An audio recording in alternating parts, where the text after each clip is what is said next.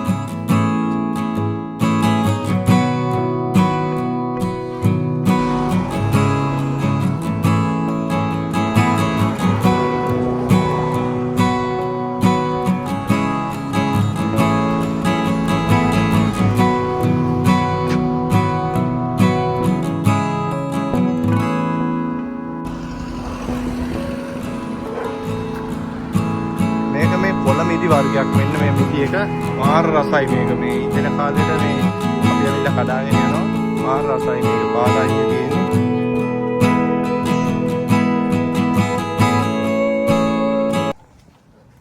ගෙවල් ඉස්සරහා ගොඩක් පළතුරු ගස් හිටවලා තියෙනවා මේ පැත්තේ හැම ගෙදරකම වගේ.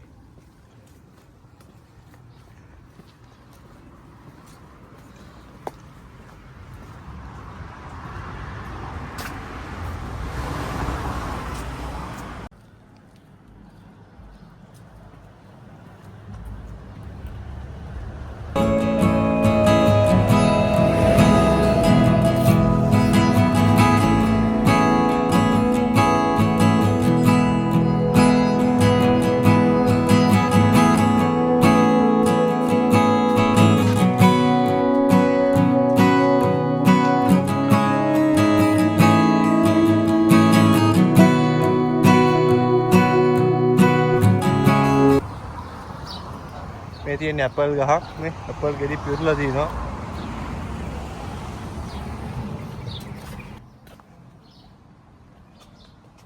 මේක දෙලුම් වගේ තිබ්බට මේක මල් එකක්. මේ දෙලුම් මල වගේම තමයි ඒ වුණාට මේකේ ගෙඩි හැදෙන්නේ නැහැ.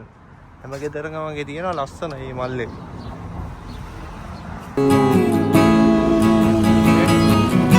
හැම තැනම හැම ගියක් ඉස්සරහම මොකක් හරි ඉතින් පළතුරු ගහක් තියෙනවා. මේ තාම මේ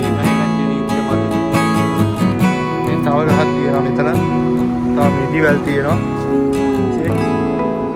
ගෙවල් ඉස්සරහා ඉතින් මිදිවැල් තමයි තියෙන්නේ. මේ චෙරි කාල ඇති වෙනකන් කන්න පුළුවන්. හැබැයි මේවා ටිකක් කැඹුල්.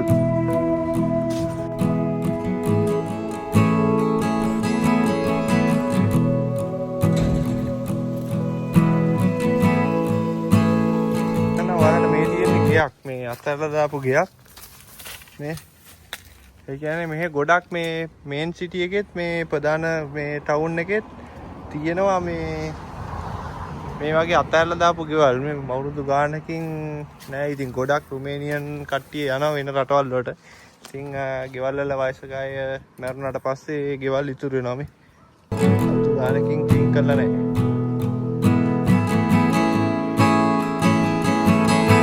මේ මිදි වැල් අනම්මන හැම තැනම ගිහිල්ලා තියෙන්නේ ඉතින්. මේක පළතුරක් මේකෙන් ගොඩක් අර මෙහි එක එක බීම හදන්න, කසිප්පු හදන්න ඒ වගේ ගන්න පළතුරු වර්ගයක්. මේක ගිදුනම ගොඩක් කහ පාටයි. මම ඔයාලට ෆොටෝ එකක් දාන්න. මේ තියෙන ඇපල්. මේ පාරේ යනකොට ඉතින් ඇපල් කඩාගෙන එහෙම යන්නත් පුළුවන්. තව ටික දවසක් යනවා ඉතින්.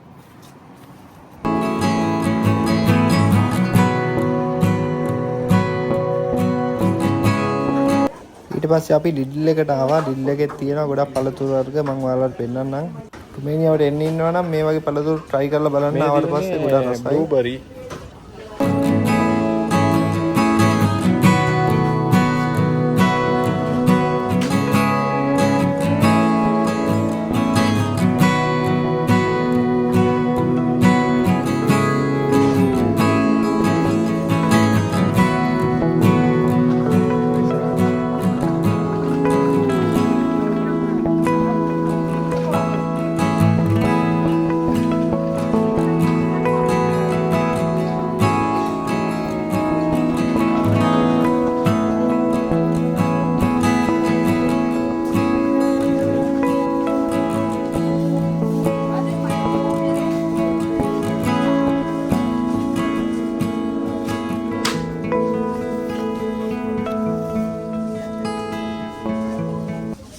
මෙන්න මේක එළවලු වර්ගයක්. මේක තෙල් දාලා හදනවා ඇඹරැල්ල වගේ, බිලින් වගේ පොඩ්ඩක් ඇඹුල්. ඒ වුණාට සීනි හැම දාලා නිකන් පොඩ ඇඹුලට වගේ කරි එකක් හදන්න පුළුවන්. එහෙනම් තවත් අලුත් වීඩියෝ එකකින් හම්බෙමු. හැමෝටම සුබ දවසක්.